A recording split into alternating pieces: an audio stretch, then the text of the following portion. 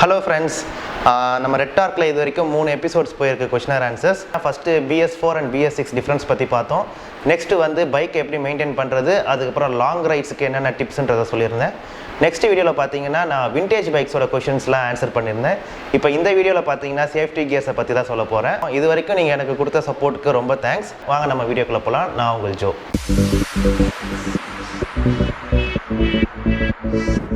இந்த வீடியோ நமக்கு ஸ்பான்சர் பண்ணுறவங்க PL ஈவெண்ட்ஸ். இவங்க wedding and all types of events management பண்ணிட்டு இருக்காங்க.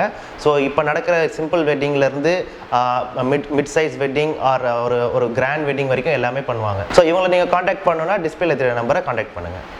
ஃபர்ஸ்ட் கொஷின் என்னென்னா, நான் பைக்கு ஸ்டார்ட் பண்ணுறதுக்கு முன்னாடி பேசிக்காக என்னென்னலாம் செக் பண்ணணும் அப்படின்றத கேட்டிருக்காங்க. பைக்கு ஸ்டார்ட் பண்ணுறதுக்கு முன்னாடி நீங்கள் ஃபஸ்ட்டு செக் பண்ண வேண்டியது வண்டியோட பிரேக்ஸு.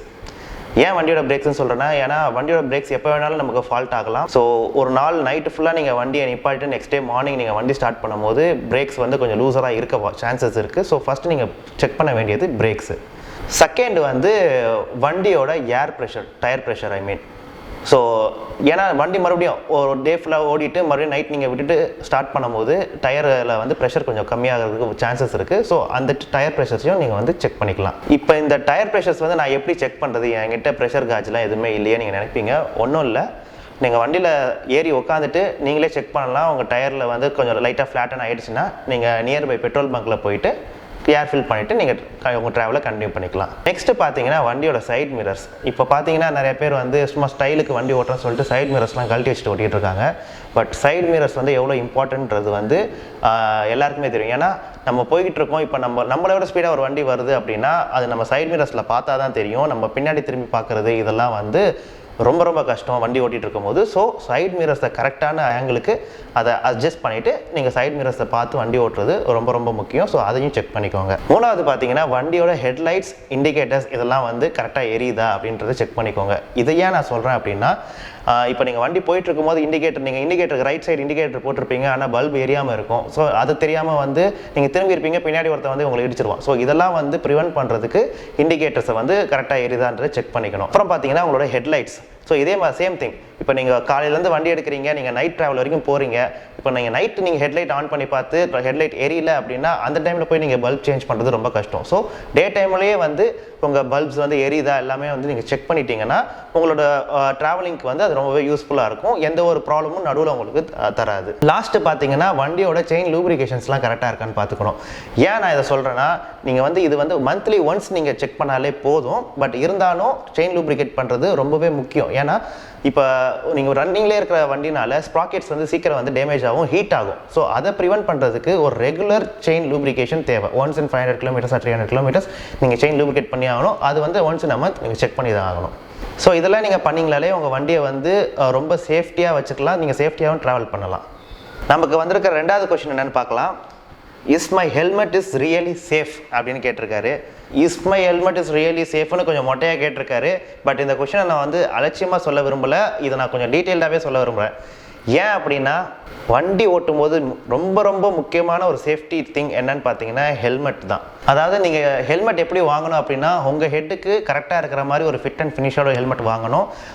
இந்தியாவில் பார்த்தீங்கன்னா ISA ஸ்டாண்டர்ட்ஸ் வந்து ரொம்ப முக்கியம்னு வந்து சொல்லியிருக்காங்க. ISA ஸ்டாண்டர்ட்ஸ் இருக்கிற ஹெல்மெட்டாக பார்த்து வாங்குங்க.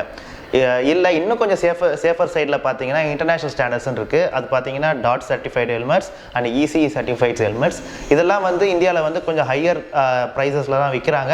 பட் நீங்கள் அவ்வளோ அந்த ப்ரைஸில் தான் வாங்கணும்னு அவசியம் இல்லை. நீங்கள் கம்மி ரேட்டில் வாங்கினாலும் ஒரு நல்ல பிராண்ட் ஹெல்மெட், ஒரு நேம் தெரியாத பிராண்ட் ஹெல்மெட் வாங்குறத விட ஒரு ரெப்யூட்டேட்டடான ஒரு கம்பெனிலேருந்து ஒரு ஹெல்மெட் வந்து நீங்கள் வாங்குறது ரொம்ப ரொம்ப அட்வைசபிள்.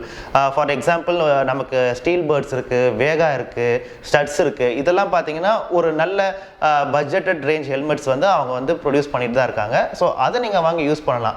அதுவும் பார்த்தீங்கன்னா உங்களுக்கு வந்து கரெக்டான ஃபிட் அண்ட் ஃபினிஷ் இருக்கான்றதை பார்த்துட்டு வாங்குங்க. கண்ணை மூடிட்டு வந்து ஏதோ ஒரு சைஸில் ஹெல்மெட்டை வாங்காதீங்க. அது உங்களுக்கு ரொம்ப ரொம்ப டிஸ்கம்ஃபர்ட் கொடுக்கும் லாங் ரன் பீரியடில்.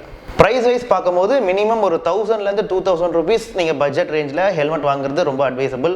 இல்லை எனக்கு 500 ருபீஸ் போதும், 600 ருபீஸ் போதும்னா அதில் சேஃப்டி மெஷர்ஸ் வந்து எப்படி இருக்கும்னு தெரியாது. ஸோ பெட்டர் 1000லேருந்து ஒரு 2000க்குள்ள ரேஞ்சில் வந்து மினிமம் நீங்கள் பட்ஜெட் வச்சு நீங்கள் ஹெல்மெட் வாங்கலாம். இல்லை இன்னும் நான் கொஞ்சம் இன்னும் சேஃபராக போகணுன்னா உங்களுக்கு டாட் சர்டிஃபைடு ஹெல்மெட்ஸே பார்த்தீங்கன்னா ஒரு 5000 6000 ரேஞ்சில் வருது, அதுவும் நீங்கள் வாங்கலாம். இல்லை இன்னும் காஸ்ட்லியர் ஹெல்மெட்ஸ்லாம் இருக்குது. ஏஜிவி அந்த மாதிரிலாம் இருக்குது. அதை பற்றி நான் அப்புறம் சொல்கிறேன் உங்களுக்கு. இதை பற்றி இன்னும் இன் டீட்டெயில்டாக நீங்கள் வந்து தெரிஞ்சுக்கணும்னு நினச்சிங்கன்னா கமெண்ட் செக்ஷனில் கமெண்ட் பண்ணுங்கள். நான் நெக்ஸ்ட் வீடியோவில் இதை பற்றி இன் டீட்டெயில்டாக நான் சொல்கிறேன். நமக்கு வந்திருக்கிற 3வது கொஷின் என்னன்னு பார்க்கலாம். when should I change my helmet அப்படின்றத கேட்டிருக்காங்க. ஸோ ஹெல்மெட் வந்து எப்போல்லாம் சேஞ்ச் பண்ணணும் அப்படின்னா, இப்போ நீங்கள் ஒரு சடனாக வந்து அன்எக்ஸ்பெக்டடாக ஒரு ஆக்சிடென்ட் நடந்துருச்சு, உங்கள் ஹெல்மெட் வந்து ரோட்டில் வந்து ஹிட் ஆகிடுச்சு, இல்லை லைட்டாக சின்ன ஸ்க்ராச்சஸ் ஆகிடுச்சுன்னா கூட நீங்கள் ஹெல்மெட் மாற்றுறது வந்து ரொம்ப ரொம்ப அட்வைசபிள். அது ஏன்னா நீங்கள் இம்பேக்ட் ஆகும்போது ஃபஸ்ட்டு இம்பேக்டே உங்கள் ஹெல்மெட்டோட ஃபுல் அந்த ஷெல் வந்து கொலாப்ஸ் ஆகிருக்கும். ஸோ செகண்ட் இம்பேக்ட் இல்லை தேர்ட் இம்பேக்ட்க்கு வந்து சப்போஸ் அன்எக்ஸ்பெக்டடாக ஆக்சிடென்ட் ஆனாலும் அந்த இம்பேக்ட் தாங்குகிற அந்த சக்தி வந்து ஹெல்மெட்டுக்கு இருக்காது. ஸோ டேரெக்டாக வந்து உங்கள் ஹெட்டை இன்ஜூர் பண்ணுறதுக்கு நிறையவே வாய்ப்பு இருக்குது. ஸோ ஒன்ஸ் உங்கள் ஹெல்மெட் வந்து ஆக்சிடென்டலாக நீங்கள் கீழே விழுந்து டேமேஜ் ஆகிடுச்சுன்னா மாற்றுறது ரொம்ப ரொம்ப அட்வைசபிள். அதே போல் வெரி வெரி இம்பார்ட்டன்ட் வந்து நீங்கள் ஹெல்மெட் போடும்போது அந்த பக்கிள் வந்து நீங்கள் போட்டிருக்கணும். பக்கிள் போடாமல் நீங்கள் வந்து வண்டி ஹெல்மெட் போட்டாலும் எவ்வளோ காஸ்ட்லியாக நீங்கள் ஹெல்மெட் போட்டாலும் அது யூஸ்லெஸ் தான். ஏன்னா நீங்கள் கீழே விழுகும் போது அந்த ஹெல்மெட் வந்து தனியாக போயிடும். ஸோ உங்களுக்கு ஹெட் வந்து ஈஸியாக இன்ஜூர் ஆகும். இப்போ நிறைய ஆக்சிடென்ட்ஸ்லாம் நீங்கள் பார்ப்பீங்க, ஹெல்மெட் போட்டும் வந்து இறந்துட்டாங்க, அந்த மாதிரிலாம் நீங்கள் கேள்விப்பட்டிருப்பீங்க. அதுக்கு வந்து ஒரு சென்செக்ஸ் எடுத்து பார்த்தோன்னா அதில் வந்து ஒரு 60 to 70% பார்த்தீங்கன்னா ஹெல்மெட் பக்கிள் போடாமல் தான் கீழே விழுந்து ஆக்சிடென்ட் ஆகி இறந்துருக்காங்கன்றது வந்து நமக்கு தெரியுது. ஸோ இதை வந்து நீங்கள் ப்ரிவென்ட் பண்ணுறதுக்கு ஒரு நல்ல ஹெல்மெட், அதுக்கப்புறம் அந்த பக்கிள் பின் போடுறது வந்து ரொம்ப ரொம்ப முக்கியம். ஸோ அதை கண்டிப்பாக பண்ணிவிடுங்க. இன்னொரு முக்கியமான விஷயம் நான் சொல்ல மறந்துட்டேன். சில பேர் பார்த்தீங்கன்னா ஹெல்மெட்டில் வந்து ஃபோனை ஃபுல்லாக அப்படி சொருகி வச்சுட்டு பேசிகிட்டு இருப்பாங்க. ஃபர்ஸ்ட் ஆஃப் ஆல் வந்து நீங்கள் பக்கிள் போட்டிங்க அப்படின்னா உங்களால் ஃபோன் சொருகவே முடியாது ஹெல்மெட்குள்ளே. பட் இவங்க பார்த்தீங்கன்னா பக்கில் அவுத்து விட்டுட்டு ஹெல்மெட்டில் ஃபோன் வச்சுட்டு கேஷுவலாக ரோட்டில் வந்து பேசிகிட்டே போயிட்டு இருப்பாங்க. அது ரொம்ப ரொம்ப ரொம்ப ரொம்ப ரொம்ப ரொம்ப தப்பான ஒரு விஷயம். ஸோ அதை வந்து கண்டிப்பாக சொல்கிறேன், எவ்வளோக்கு நீங்கள் ப்ரிவென்ட் பண்ண முடியுமோ அவ்வளோக்குள்ள ப்ரிவென்ட் பண்ணுங்கள். அதை ப்ரிவென்ட் பண்ணுறதுக்கு பார்த்தீங்கன்னா நீங்கள் வந்து ஹெட்ஃபோன்ஸ் யூஸ் பண்ணிக்கலாம். நெக்ஸ்ட் பார்த்தீங்கன்னா இப்போ ஹெல்மெட்ஸ்க்கான ஹெட்ஃபோன்ஸ்ன்னு இருக்குது தனியாக. அண்ட் தென் இப்போ ட்ரூ வயர்லெஸ் இயர்பட்ஸ் இதெல்லாம் வந்துட்டு இருக்கு. ஸோ அதெல்லாம் நீங்கள் யூஸ் பண்ணலாம். பட் நீங்கள் ஹெல்மெட்குள்ளே ஃபோனை வச்சுட்டு யூஸ் பண்ணாதீங்க. அது வந்து நம்ம லாவோட அகேன்ஸ்டாகவும் இருக்கும். ஸோ அதெல்லாம் நீங்கள் அந்த தப்பு நீங்கள் பண்ணாதீங்க. முக்கியமான விஷயம், இந்த ஃபோன் வச்சுட்டு பேசுகிற ஹெல்மெட்லாம் பார்த்தீங்கன்னா உங்களுக்கு வந்து ரொம்ப லூஸாக இருக்கும். முதல்ல மாற்ற வேண்டிய ஹெல்மெட்டே அந்த மாதிரி ஹெல்மெட் தான். உங்களுக்கு ஃபிட் எது கரெக்டாக இருக்கோ, சீக்ஸ்லாம் வந்து கரெக்டாக இருக்கணும். ஸோ இந்த மாதிரி ஹெல்மெட் மட்டும்தான் நீங்கள் வாங்கி யூஸ் பண்ணணும். அந்த லூஸாக இருக்கிற ஹெல்மெட்டை தயவு செஞ்சு தூக்கி போட்டுட்டு உங்களுக்கு ஏற்ற மாதிரி ஒரு ஹெல்மெட்டை வாங்கிடுங்க. நமக்கு வந்திருக்க கடைசி கொஸ்டின் என்னன்னு பார்க்கலாம். Tell about safety gears for day to day usage. ஆப்வியஸாக எல்லாருக்கும் தெரியும், ஃபஸ்ட்டு உங்களுக்கு மைண்டில் வர வேண்டிய சேஃப்டி கியர் என்னன்னு பார்த்தீங்கன்னா ஹெல்மெட்.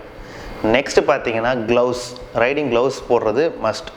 அப்புறம் full hand shirts or full hand t-shirts. Jeans கொஞ்சம் ஹார்டாக இருக்கும் கிளியறதுக்கு, கொஞ்சம் ரொம்ப சிவியரான ஆக்சிடென்ட்டாக இருந்தால் மட்டும்தான் கிளியும். So jeans and shoes must. So இதெல்லாம் வந்து நீங்கள் சிட்டிக்குள்ளே போகிறதுக்கு யூஸ் பண்ணிக்கலாம். மைனர் ஆக்சிடென்ட்ஸ்க்கு வந்து ப்ரிவென்ட் பண்ணுறதுக்கு இது போதுமானது. பக்கா சேஃப்டி கியர்ஸ் எதுன்னு பார்த்தீங்கன்னா, இப்போ நீங்கள் என்னை சுற்றி பார்ப்பீங்க, அது வந்து என்னோட ரைடிங் ஜாக்கெட், இது என்னோட ரைடிங் ஹெல்மெட், இது ஷூஸ், என்னோட க்ளவுஸ், இது என்னோட நீ பேட்ஸ்.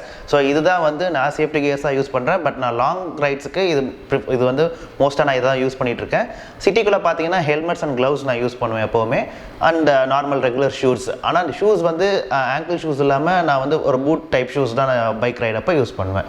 ஸோ இதுதான் வந்து basic safety gears for city rides, even for long rides கூட நான் சொல்லியிருக்கேன். பட் என்னோட கியர்ஸை பற்றி நான் உங்களுக்கு செப்பரேட்டாக ஒரு வீடியோவில் நான் எக்ஸ்பிளைன் பண்ணுறேன். நம்ம அந்த வீடியோவில் நம்ம பார்க்கலாம் அதை பற்றி. இதோட நம்ம எபிசோடோட கடைசி செஷனுக்கு வந்துட்டோம். நம்ம ரெகுலராக வந்து எல்லா வீக்குமே வந்து கொஸ்டின் அண்ட் ஆன்சர் செஷன்ஸ் வந்து நம்ம போட்டுட்ருக்கோம். கண்டிப்பாக பாருங்கள். இன்னும் ஒரு 3 எபிசோட்ஸ் நான் ப்ரீவியஸாக போட்டிருக்கேன், அதையும் பாருங்கள். நான் வந்து என்னோட எண்ட் கார்டில் வந்து அதுக்கான லிங்க்ஸ் கொடுக்குறேன், போய் பார்த்துருங்க. இதே மாதிரி வீடியோஸ் உங்களுக்கு ரெகுலராக வேணும்னா RedTorq வந்து சப்ஸ்கிரைப் பண்ணுங்கள், மறக்காமல் பெல் ஐக்கான் கிளிக் பண்ணிவிடுங்க. Keep supporting us. Thanks for வாட்சிங் திஸ் வீடியோ.